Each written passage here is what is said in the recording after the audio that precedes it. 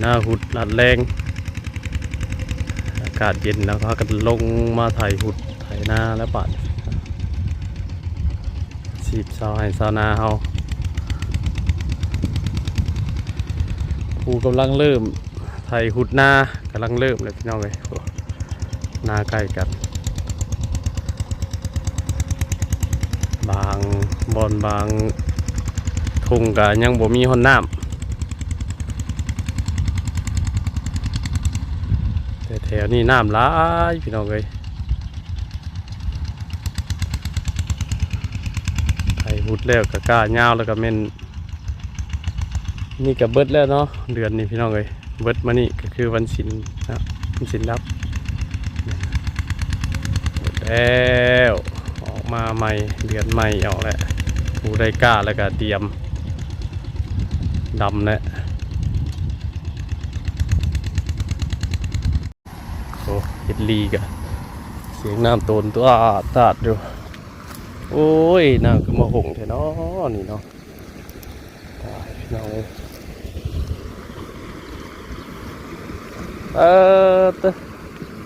มียังขี้เหงื่อขี้ยุมาลัดคอมเมนต์สีเพย์เบิดบ่ลีข่อยดีที่ท่านได้ใส่ผ้ากระตาก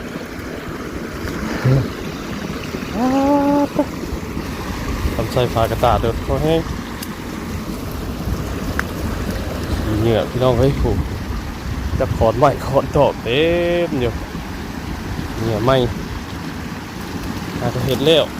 น่าขึ้นไปกินข้าวเที่ยงบ้างเลี้ยวดูบนเลยน้ำบกอีกเห็ดใหม่อีกนี่ก็มีอย่างนี้จ้า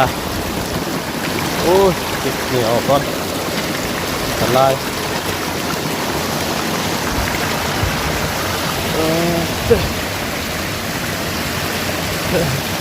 อะไรพาอยู่ดูแล้วนี่ฮึบเรากินทั้งไรอยู่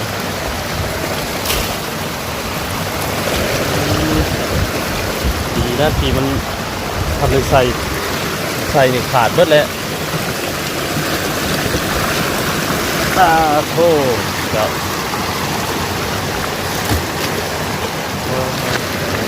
กำลังเป่งแล้วนี่นี่เหนียวนะครับน้ำมาใหม่โอ้ไหลมาแล้ว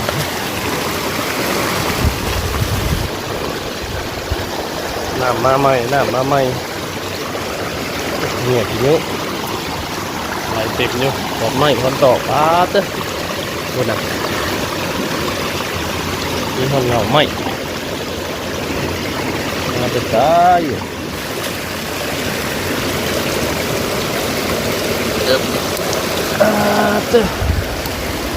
ปลาคอใหญ่ทำนี่กับใครอยู่ดอกปั๊มขึ้นนี่หัวไม้เหงาไม้ปึ๊บนี่นุ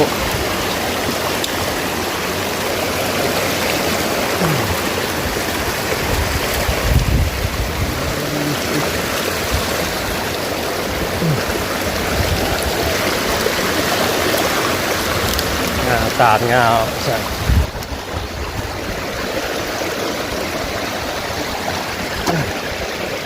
น้ำออกเองมากลังโยกเนี่ยเศร้านี่ลายตัวนี้เราคือเสียวพาตัดมาใส่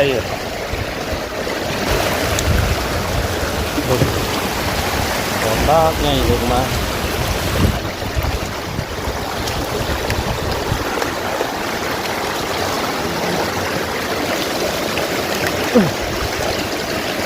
นี่บ่อเลยพี่น้องเลยผีเปลี่ยนปกติเห็ดโตงนี่มาเห็ดทีครั้งแรกเห็ดดีกันก็จะปิดหรือบ่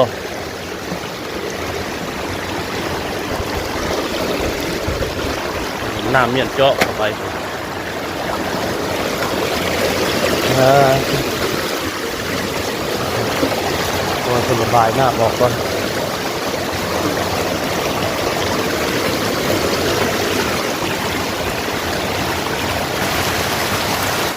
เป็นเลขกับข้อขอดไงรถอ้าว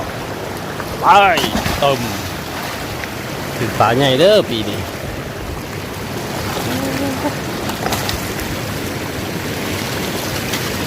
เดี๋ยวก็โอ้ไปเลยขอดบ้างไง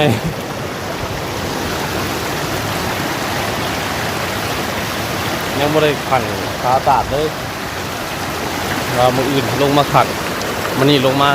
แต่งกันไม่ขาดนี่ไฟไม่ขาดไม่ไงเพราะว่าปลาก็ยังบ่ลงหรอกท่านหอนยามป่าลงหน่อยนี่จะว่าสิเฮ็ดก้าเกียมไว้ซื่อเกียมมันเอาปลาขึ้นปลาลิ้นนี่แหละทำเฮ็ดแล้วกับพ่อได้อยู่ดอกมันหาบ่ได้ซ้ำยามมันลงแล้วพอได้กินฝนตกแห้งที่เราไว้เมื่อคืนนี่น้ำจนมากห่วย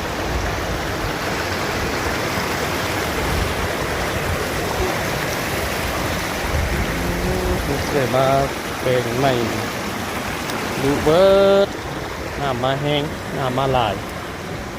ดีที่ท่านได้ใส่ผักตะเด็ดเด็ดนะเด้อเทวดาเอ้ยมาข้าวตุกลายในหน้าภูเขาเนี่ยน้ำท่วมมาได้ชิได้กินน้ำบ้านน้ำเมืองมูอยู่บ่นี่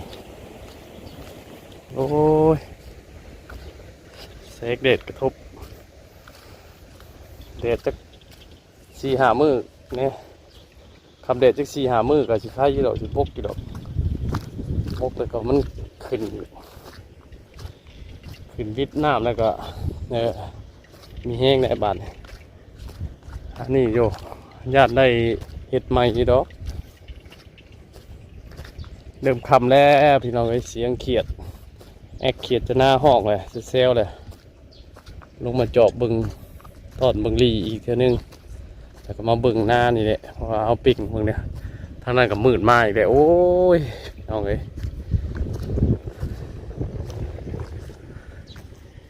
เริ่มมืดมาอีกแล้ว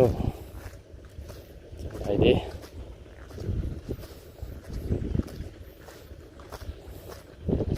ปีท่อเฮ็ดแล้วเนี่ยคำพูนท่านได้อันท่านเฮ็ดท่านแล้วตกใส่ก็เฮ็ดยากอีกประเทศแล้วกะฝนตกขึ้นใส่แบบนี้บกกะโอ้ยเสียงอีกน้องเอ้ยสาวให้สาวนาเนาะเสียงกับฟ้าฝนธรรมชาติสู้ๆทุกคนน้องเอ้ยนี่จะบอกตัวเองว่าสู้ๆเห็นได้จ้ะเอาเห็ดบ่ได้เนาะเอาแตงบ่ได้มาเจาะบึงอันให้หน้าก่อนปิ่งน้ำลงโอ้ยพี่น้องเอ้ยท้องฟ้าก็คืองามอยู่มันนี่งนเมฆยังมีอยู่บ่เห็ดหน้าหวานพี่น้องเอ้ยเขาท่านได้ออกบันน้ำเซโอ้ยปิงโบตกมันเป็นไฮใหญ่พี่น้องเอ้ยเห็ดจังไดบาทนี้เขาหาก็ไปเห็ดนอนกำลังเตะโอ้ยอดเอาเด้ออีกจัก2-3 มื้อก็พ่นดอกพ่นก็จะพาตกหลายเทวดาเอ้ยเมืองนี่เปียงน้ำฝนตกก็ยังเพิ่นเน่ากันแล้วหน้าวานพี่น้องเอ้ยมันสิได้อันวานก้าดำคือ FC เพิ่นว่าบ่เนาะ FC เพิ่นว่าโอ้ยดุงใหญ่สิได้วานก้าดำอีกเดี๋ยวซั่นคือสิแม่นเด้พี่น้องเอ้ยเปียงน้ำฝนตกนี่พวกนี้มันไห้ใหญ่แหละหน้าบ่เพียงเนาะมันเป็นบวกเป็นคุมอยู่กลางโหมาเป่งเศร้านี่มันขาดแล้วหมงเป่งก็ได้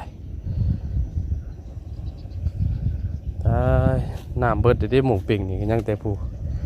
น้ำบ่เพียงอยู่พุ่น มาโคหน่อยหนึ่งก่อนโอ้ยเห็ดให้เห็ดนาขับมันเตะออกแล้วกับมัน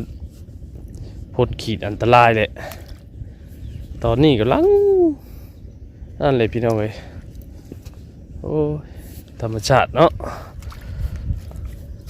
เสียงพี่น้องเลยเห็ดนาเนี่ย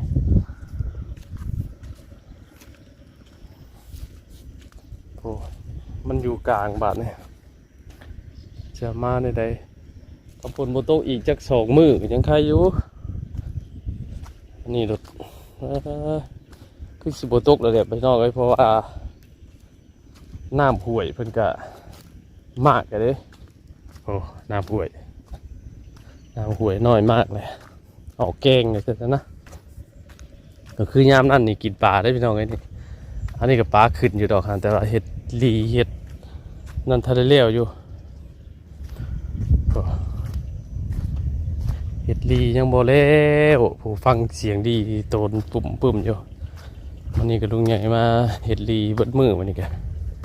เอามืออื่นคือสิได้เอาผ้ากระดาษลงมาใส่หอยงัวหอยกลัวเหยียบคันผายคันคูไม่ลังปงเด้อพี่น้องเอ้ยบ้านนี่โอ้ฝนตกเลยจะสิกินหน่อไม้นี่อากาศยามแรงบรรยากาศยามแรงพบพ่อกันคือเก่าอยู่ทงอยู่ท่าอยู่ให้อยู่หน้าคือเก่าพี่น้องเอ้ยมานี่เช้านี่ก็ลงไปแล้วคลิปนึงเพลงพลท้ายก็มีFC เข้ามาคอมเมนต์หลายคนให้กำลังใจขอบใจขอบบุญขอบคุณหลายๆพี่น้องเอ้ยเนาะมีแต่อยู่ให้อยู่หน้าอยู่หัวอยู่สวนคือเก่าผมมียังหลายกว่านี้มาเบิกตอดบางดีกัน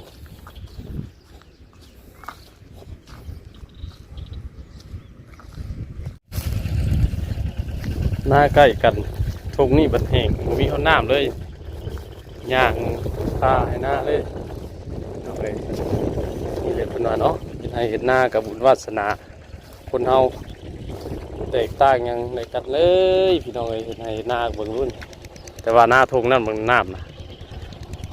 หน้าติดแดดกันแต่ว่าขามมาทางนี้ผมมีน้ำแห้งเพราะเจาะนี่แหละน้ำกันแห้งเบิดที่จริงกับโบไกลกันวาสนาคนเฮาเห็ดหน้ากับบุคือกันในกระทั่งหน้ากันยังบุคือกันนะที่จริงดินอันเดียวกันแต้กันนี่นักเรียนกันสับราบเดียว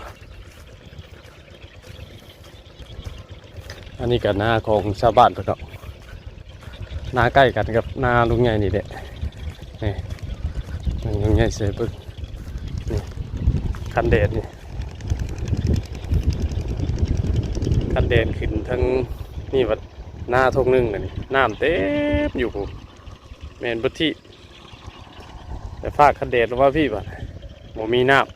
ำมีพอเจาะดึงหน่อยแปลกพี่น้องดินให้ดินหน้ากันเห็นละฟากคันเดชคือว่าพี่น้ำร้ายอีกหน้าทงนึงทางข้างนี่นะข้างครัวนี่น้ำลายนี่แต่หน้าทงนี่นี่มึงแค่คันเดียวกั้นกลางนี่โมมีน้ำเลยตัวตรงขามไปหันหน้าของนี่แหละทางครอบครัวลุงใหญ่แหละหน้าของประตูเดี๋ยวลุงใหญ่ได้เห็ด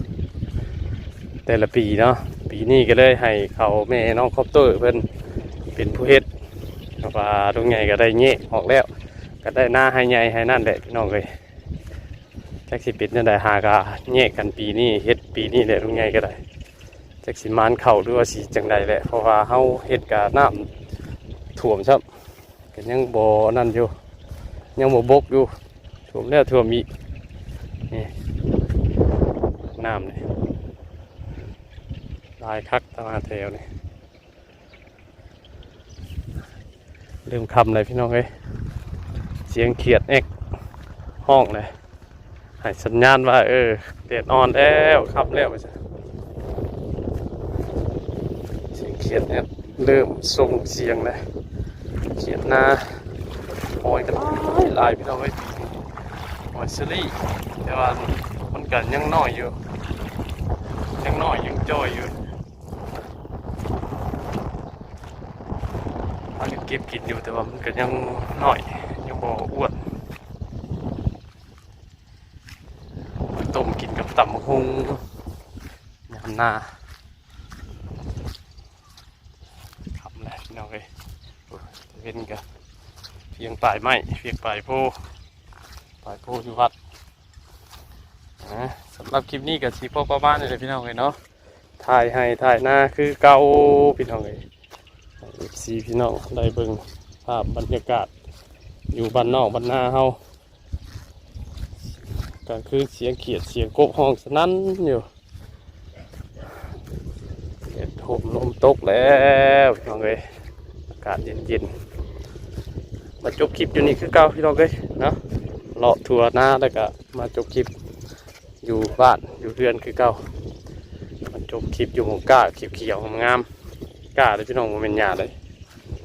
ก้ากันงามปีนี้ก้าแม่น้องคอปเตอร์เป็นบ้านใกล้สิได้เกี่ยวแล้วใกล้ขอโทษใกล้จะได้ดำเลยพี่น้องเลยสำหรับคลิปนี้ก็ขอจบเพียงเท่านี้พี่น้องเลยขออยู่ดีมีเบอร์สุขุสุขคนเด้อขอกล่าวคำว่าสบายดี